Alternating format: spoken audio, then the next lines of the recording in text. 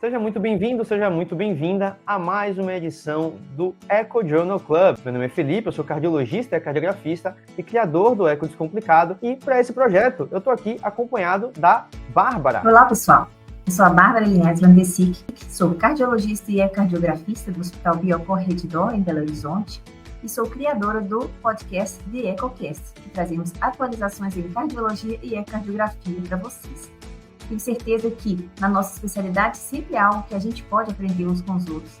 Então, espero que esse seja um momento enriquecedor para todos nós. Esse é um projeto que tem por objetivo trazer aí as principais publicações das revistas mais relevantes para o nosso universo aqui da cardiografia, tentando trazer essas publicações de maneira mais acessível para você que faz eco no seu dia a dia. Tenho certeza que isso vai te ajudar também a fazer eco com mais segurança, então acompanha a gente para se aprofundar no universo da cardiografia e seguir se mantendo atualizado.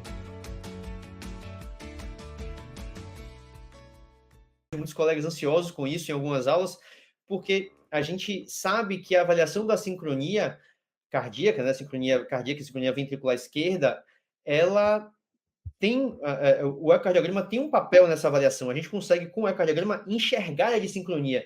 O que o clínico ali muitas vezes olha para o eletro e ele vê um QRS alargado com bloqueio de ramo esquerdo, para a gente consegue perceber que alguns pacientes têm bloqueio de ramo esquerdo que é melhor, que é pior, e aí, dessa forma, há muita ansiedade sobre como avaliar, o que avaliar.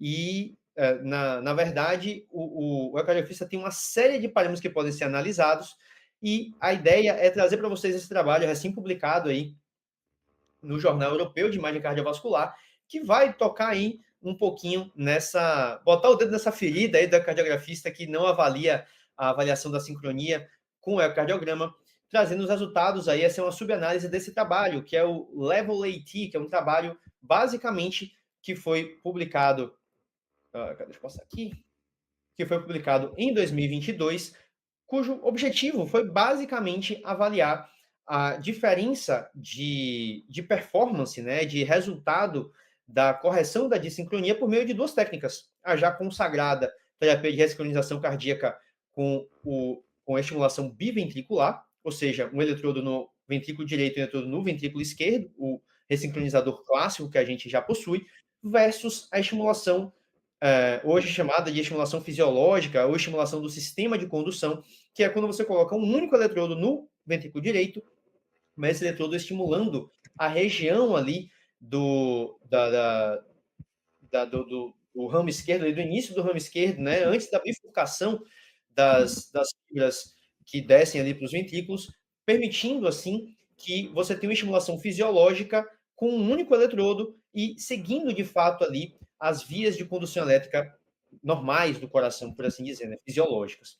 E muita gente sabe que o ecocardiograma recebeu um banho de água fria na avaliação da dissincronia com o trabalho Prospect, que foi publicado em 2008, lá no Circulation, onde, basicamente, depois de avaliar uma série de parâmetros ecocardiográficos de sincronia ou dissincronia ventricular, o trabalho basicamente concluiu que o ecocardiograma não teria nenhum papel na avaliação, na seleção desses pacientes para a terapia de ressincronização cardíaca. Então, o papel do ecocardiograma basicamente ficaria restrito à determinação da função sistólica do ventrículo esquerdo, por meio da fração de ejeção, para identificar pacientes que seriam elegíveis à terapia de ressincronização para fins de melhora dos sintomas de insuficiência cardíaca, mas a seleção de pacientes com dissincronia ficaria a cargo do eletrocardiograma, aquele exame que todo mundo faz e conhece, que já tem aí mais de 100 anos de existência, se vacilar, eu nem sei exatamente a idade do eletrocardiograma, mas deve estar beirando seus 100 anos de existência.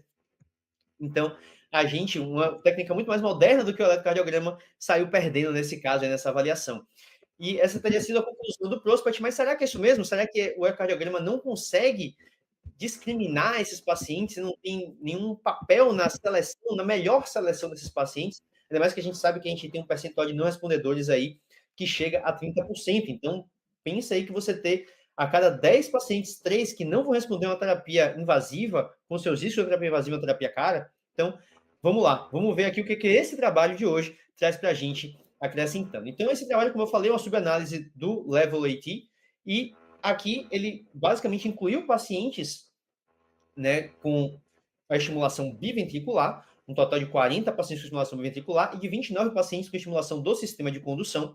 E esses pacientes foram seguidos por um ano para avaliar a resposta ecocardiográfica e clínica, né, para saber se as duas técnicas de estimulação trariam resultados diferentes ao longo do tempo. Então, a ideia aqui é esse método de estimulação, que é mais moderno, que é a terapia de estimulação do sistema de condução, se traria resultados do ponto de vista de sincronia ventricular semelhantes à já tradicional terapia de ressincronização biventricular.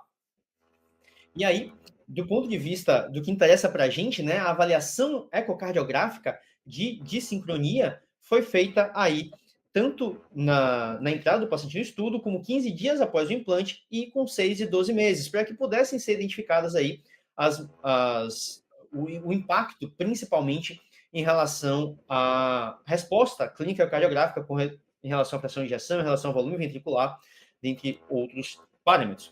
E olhando especificamente para a sincronia, né, os parâmetros de sincronia escolhidos para avaliação desse trabalho são divididos aí basicamente em 3 grandes grupos: a avaliação da dissincronia atrioventricular, por meio da identificação aí do tempo de enchimento ventricular frente ao tempo de diástole total, né, o tempo, na verdade, do ciclo cardíaco, a duração do ciclo cardíaco. A avaliação da dissincronia intraventricular, que é a sincronia entre o ventrículo direito e o ventrículo esquerdo. Então, é a diferença de tempo entre o início do QRS e o início do fluxo na via de saída do ventrículo esquerdo e do ventrículo direito, né? E a avaliação da sincronia por meio de métodos de strain, então aqueles métodos de avaliação da deformação miocárdica, e aqui ele trouxe a possibilidade aí de avaliar três grandes grupos aí de parâmetros. Um deles é a avaliação do estiramento septal de rebote, que como o septo ele contrai primeiro, você teria um estiramento septal, que é o que fica evidente aqui nessa figura, né? Basicamente, o que você tem é o estiramento do septo no início uma contração do septo no iníciozinho da sístole com estiramento depois, na medida em que a parede lateral contrai. Você teria aí o padrão aí de contração do bloqueio de ramo esquerdo, que aí tem uma série de parâmetros envolvidos especificamente nisso, que é basicamente a representação do apical rocking, que eu gosto muito de falar lá no Instagram e também nas aulas aqui no YouTube, onde o que você enxerga é basicamente essa representação gráfica que você está vendo aqui, que é a presença de um encurtamento septal inicial com um estiramento septal mais tardio e uma contração lateral mais tardia também, acontecendo aí, eventualmente, inclusive, após o fechamento da válvula aórtica. E isso fica mais evidente na avaliação da técnica de speckle track, né, na avaliação do strain, porque aqui a gente consegue perceber que a parede lateral, nesse caso aqui apresentada pela linha vermelha, ela vai contrair, inclusive depois do fechamento da válvula aórtica, e traz aí a informação aqui por meio dessa linha verde na avaliação do strain. Então, além disso tudo aqui, eles ainda avaliaram um outro parâmetro que foi a dispersão mecânica, onde basicamente eles analisavam aí se você tinha uma dispersão, né? Se o momento de pico de contração dos diferentes segmentos ele é disperso ao longo do tempo. Isso é o conceito de dispersão mecânica. Um outro parâmetro analisado foi a presença do septal flash, o famoso septal flash, que é, para mim, na minha opinião, o melhor parâmetro de avaliação de sincronia, por ser o mais simples. Você coloca o modo M ali, você já consegue enxergar o septal flash, a presença dele ou não, e é um parâmetro que, apesar de ser extremamente simples, ele traz informações relevantes, talvez não com tanta robustez como outros parâmetros, como a própria técnica de strain aí, da técnica de speckle tracking, mas que é obtido numa fração do tempo e de maneira muito mais simples, né? Então, aqui o resultado principal do trabalho, eu acho que não tem porque a gente fazer muito mistério, é de que, sim, as duas técnicas, né, as duas terapias, tanto a terapia de estimulação biventricular como a terapia de estimulação do sistema de condução, trouxeram resultados semelhantes. Os dois foram capazes de corrigir a dissincronia tanto atrioventricular como interventricular e intraventricular. Então, as duas terapias foram bastante promissoras e bastante eficientes em fazer isso. Esse é o resultado principal do trabalho e que mostra que a gente pode considerar essa terapia para pacientes com insuficiência cardíaca e fração de ejeção reduzida. Tanto uma terapia como a outra são possíveis, estão aí à disposição, embora ainda não incorporado na diretriz, mas quem sabe no futuro próximo isso aconteça. E fica claro isso do ponto de vista ecocardiográfico, que o trabalho mostrou de maneira muito clara, e aqui são exemplos, né, de pacientes mostrando como com a terapia desligada e com a terapia ligada, isso aqui é exemplos do mesmo paciente ali com 15 dias, eles fizeram essa análise, né? Perceba que com a terapia ligada, os parâmetros de dissincronia vistos ao ecocardiograma foram todos prontamente corrigidos, tanto com o desaparecimento do septal flash, como com a correção aí do tempo de contração e com a correção também do enchimento diastólico, que teve aí um maior tempo de enchimento diastólico, permitindo que o ventrículo esquerdo funcione melhor. Aqui somente mostrando isso de maneira gráfica, né? Todos os parâmetros aí de fato melhoraram com as duas técnicas de correção da terapia de ressincronização cardíaca. Então, com uma diferença numérica, uma diferença numérica absoluta entre uma ou outra terapia, mas do ponto de vista estatístico, as duas terapias foram significantes aí na sua proposta, né? As duas foram capazes de fazer essa correção da dissincronia pelos diversos parâmetros analisados do ponto de vista ecocardiográfico.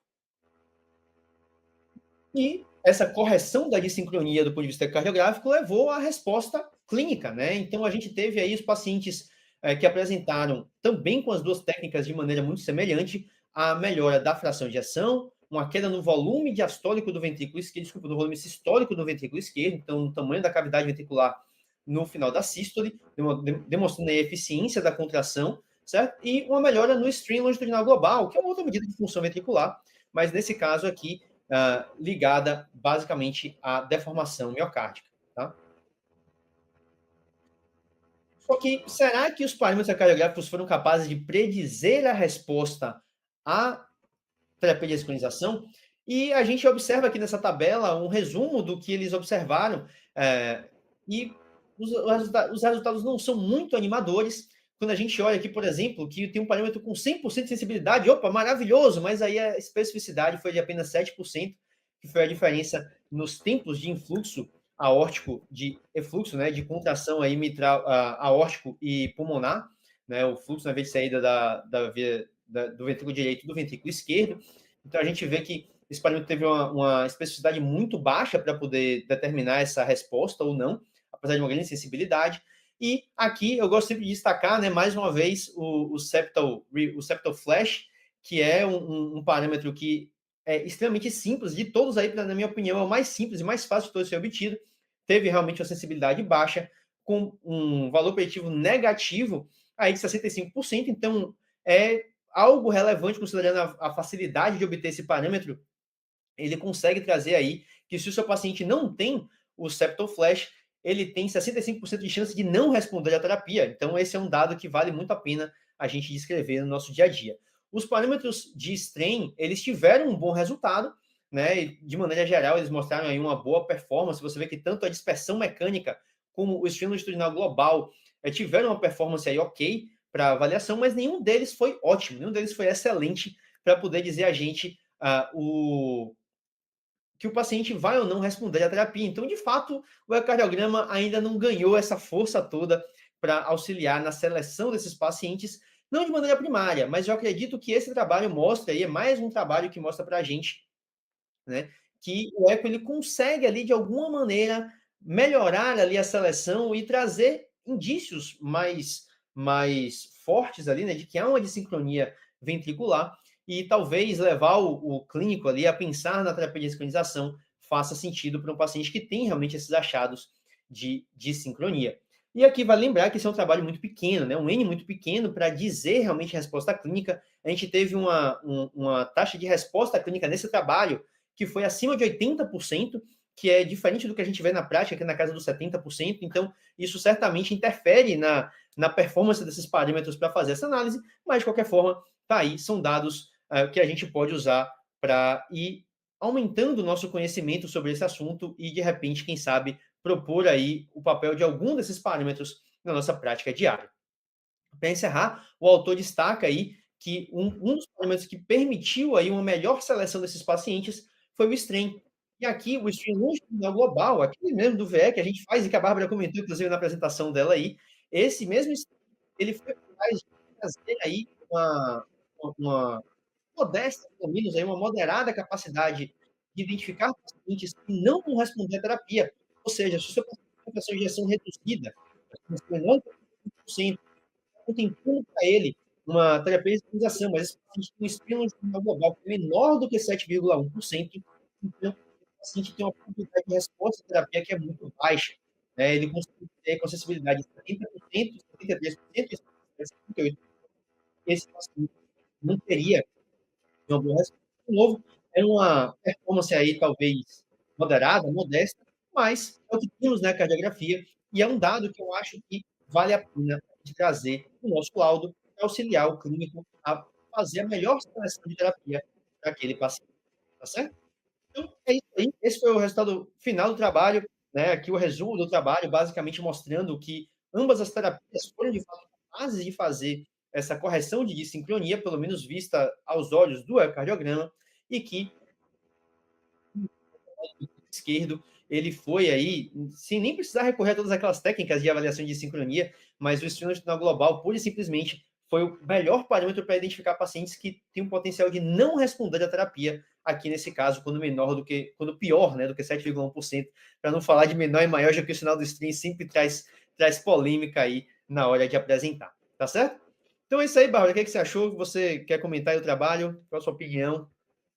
Eu acho que para todo mundo, falar de dissincronia, falar de bloqueio de ramo esquerdo, falar dessa avaliação, para todo cardiografista é um desafio, sempre foi, mas a gente sabe que o eletro não é o melhor exame para fazer avaliação de paciente de sincronia, né? Então, esses 3 achados na prática de strain do ventrículo esquerdo que a gente faz na prática, o septal flash e o apical rocking, esses 3 achados são tipos de sincronia ventricular com pacientes com BRE. Então, se a gente souber que eles existem, a gente puder colocar no nosso laudo, talvez a gente vai estar contribuindo para o melhor tratamento desse paciente.